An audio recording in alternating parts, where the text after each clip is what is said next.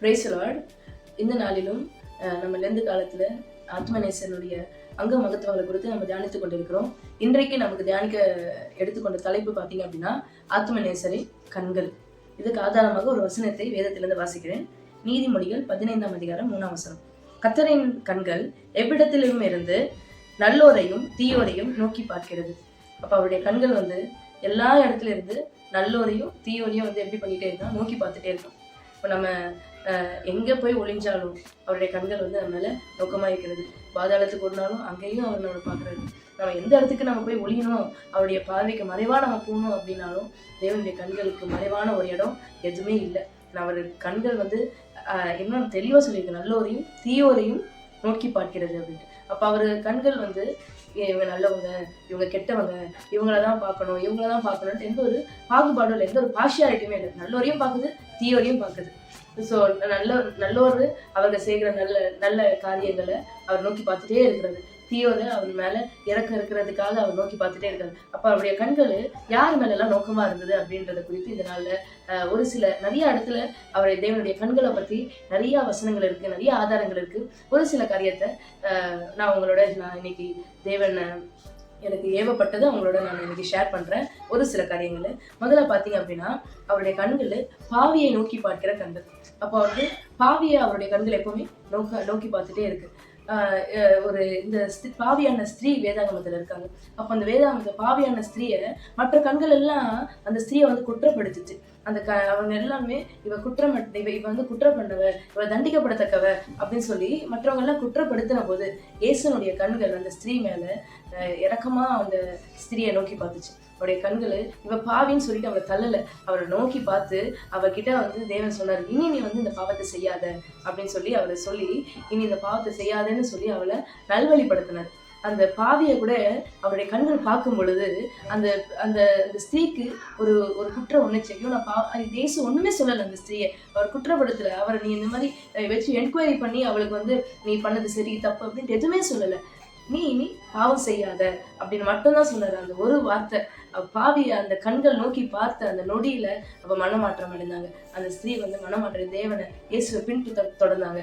அந்த ஸ்திரீ பலருக்கு இப்போ இயேசுவை பத்தி சாட்சி சொன்னாங்க. இயேசுடைய மகத்துவங்களை பத்தி அவங்க சொன்னதாக நம்மளால பார்க்க முடியுது.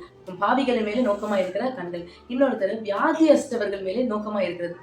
வேதாகமத்துல இயேசு ஊழியம் செய்த நாட்கள்ல இருந்து பாத்தீங்க அப்படின்னா எங்கெங்கெல்லாம் அவர் வியாதியா இருக்கிறவங்களை பாக்குறாரோ, எங்கெங்கெல்லாம் அவங்க கஷ்டப்படுறவங்களை பார்க்கும் பொழுது அவருடைய கண்கள் அவங்க மேல உடனே பாயுது. அவருடைய பார்வை அவங்க மேல உடனே அவருடைய பார்வை அந்த மக்கள் அவரை கூப்பிடுற மக்கள் மேல அவருடைய கண்கள் நோக்கமா இருக்குது.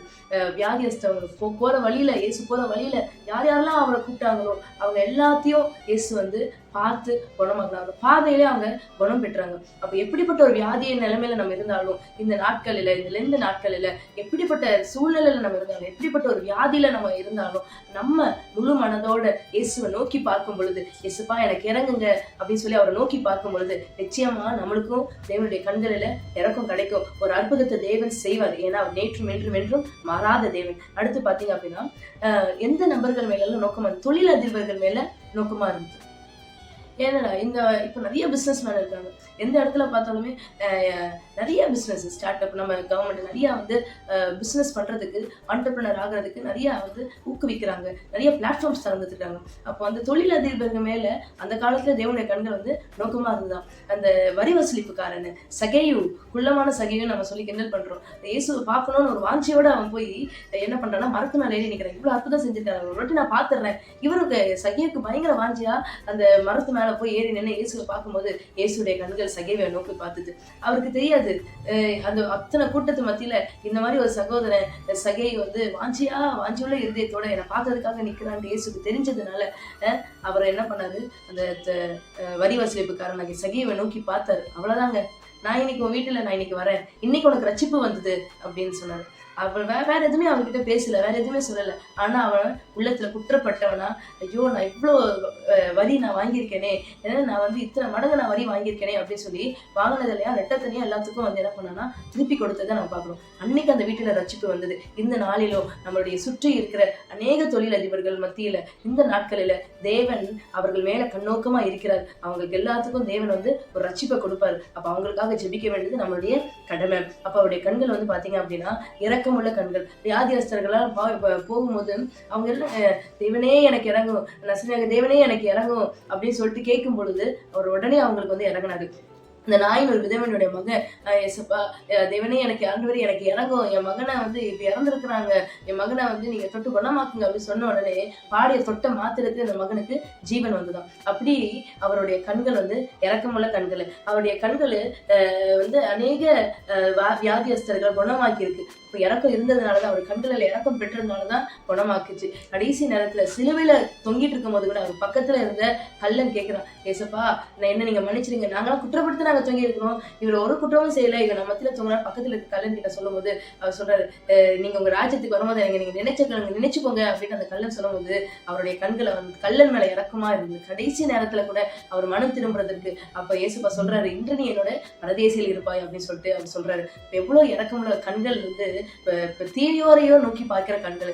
அவர் தண்டனை பெற்ற ஒரு மனிதன் கடைசி நேரத்துல மனம் இறங்கி தேவனை பார்க்கும் பொழுது, தேவனை கூப்பிடும் பொழுது இயேசு அந்த மனிதன் மேல இறக்கம் கொண்டு அவனை வந்து என்ன பண்ணாரு, இன்னைக்கு நீ என்ன பரதேசில் இருப்பாய் அப்படின்னு சொல்லிட்டு ஒரு பெரிய ஒரு வாய்ப்பை வந்து அந்த கல்லனுக்கு கடைசி நேரத்துல அவர் வந்து தராரு. இப்படியாக கர்த்தருடைய கண்கள் நீதிமான்கள் மேல் நோக்கமா இருக்கிறதுன்னு சொல்லிட்டு வசனம் சொல்லியிருக்கு. சங்கீதம் 34:15 பாத்தீங்கன்னா கர்த்தருடைய கண்கள் நீதிமான்கள் மேல் நோக்கமா இருக்கு. நீதிமானுக்கு எவ்வளவு துன்பம் வந்தாலும் அவருடைய கண்கள் எப்பொழுது நீதிமான்களை பார்த்துக்கிட்டே இருக்கு. எவ்வளவு துன்பம் வந்தாலும் அது எல்லாத்தையும் மேற்கொள்வதற்கு நிச்சயமா தேவனுடைய கண்கள் நம்ம மேல கிருபையா கிருபையா கிருபையா இருக்கு. அதை நம்ம ஒரு நாளும் அவர் சமூகத்துல காலையில உட்கார்ந்து, ஏசப்பா உங்க கண்களில் எனக்கு தயை கிடைக்கட்டும் ஏசப்பா, உங்க கண்களில் எனக்கு கிருபை கிடைக்கட்டும் ஏசப்பா, இந்த நாளையில நீங்க நினைத்தருளுங்க ஏசப்பா அப்படின்னு சொல்லிட்டு நம்ம ஒரு நாளும் அவருடைய சமூகத்துல உட்கார்ந்து ஜெபிக்கும் பொழுது அவருடைய கண்களில் நம்மளுக்கு கிருபை கிடைக்கும். நீதிமான்களுடைய கண்கள், நீதிமான்கள் மேல அவருடைய கண்கள் வந்து எப்பொழுது நோக்கமா இருக்கிறதா. அப்போ அவரை நம்பின மக்கள், அவர் எல்லாத்தையும் அவர் அண்டி கொண்டவர்கள் எல்லாத்தையும் அவர் நீதிமான்களுக்கு அவர் பிள்ளையாய் மாற்றி இருக்கிறாரு. அவருடைய புத்திர சுவிகாரத்தை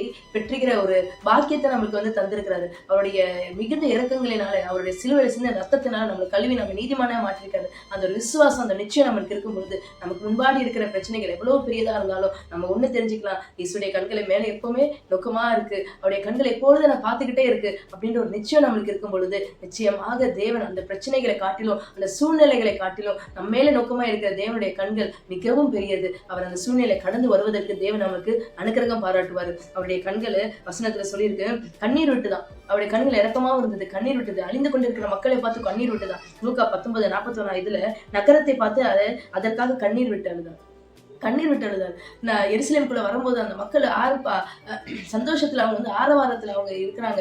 ஆனா எருசலேமோட அழிவை அவர் வந்து வரப்போகிற அழிவை அவர் நினைச்சு, எருசலேம் இப்படி பாழா கெடுக்குதேன்னு அந்த அழிவை நினைச்சு அவர் என்ன பண்ணாங்க, கண்ணீர் விட்டு அழுதார் அப்படின்றது. அப்ப மக்களுக்காக கண்ணீர் விட்டு அழிகிற ஒரு ஒரு ஒரு கண்களை கொண்ட கண்கள் தான் அவருடைய கண்கள். அழிந்து போகிற மக்களுக்காக கண்ணீர் விட்டு அழுதார். இன்னொரு எபிரேயர் 5:7 சொல்லிட்டு பலத்த சத்தத்தோடும் கண்ணீரோடும் விண்ணப்பம் பண்ணினார். கெத்செமனே தோட்டத்துல இயேசு வந்து ஜெபம் பண்ணும்போது அவருடைய கண்கள்ல இருந்து வர கண்ணீர் வந்து ரத்தமா வந்துச்சான். அழுகிறது கூட வேர்வை எல்லாமே ரத்தமா மாறிச்சான் அவருக்கு.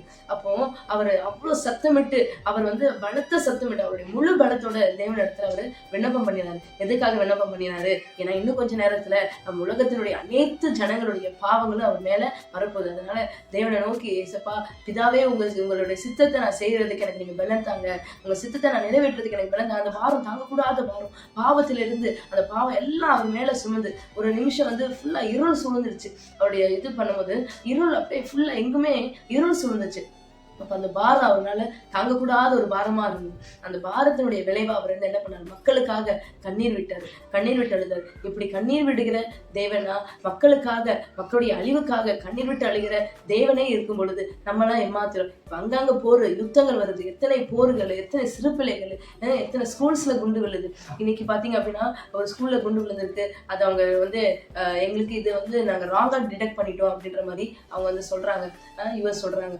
ஆனாலும் பாத்தீங்க அப்படின்னா தெய்வம் இப்படிப்பட்ட காரியங்கள் நம்மளை சுத்தி நடந்துகிட்டே இருக்கு. அப்போ நம்ம எல்லாம் இவங்களுக்காக யாரு ஜெபிப்பா? நம்ம தான் ஜெபிக்கணும். நம்ம எல்லாம் பாரம் எடுத்து அழிந்து கொண்டிருக்கிற மக்களுக்காக, இவங்கெல்லாம் தேவனை அறியணும், இவங்கெல்லாம் தேவனுடைய அன்பு உணரணும், இவங்கெல்லாம் ரட்சிப்புக்குள்ள வரணும், இரக்கம் பெறணும், தேவனுடைய கண்களில் இரக்கம் பெறணும் அப்படின்னு சொல்லிட்டு நம்ம இந்த நாட்களில் என்ன பண்ணணும்? அவங்களுக்காக எப்படி இயேசு மக்களுக்காக கண்ணீர் விட்டாரு, எருசலேமுக்காக கண்ணீர் விட்டாரோ, அழிந்து கொண்டிருக்கிற ஆத்துமாக்களுக்காக கண்ணீர் விட்டாரோ, நம்மளும் இந்த நாட்களில கண்ணீர் விட்டு மக்களுக்காக கண்ணீர் விட்டு ஆத்துமாக்களுக்காக கண்ணீர் விடுகிற ஒரு அனுபவம் நமக்கு தேவைப்படுகிறது.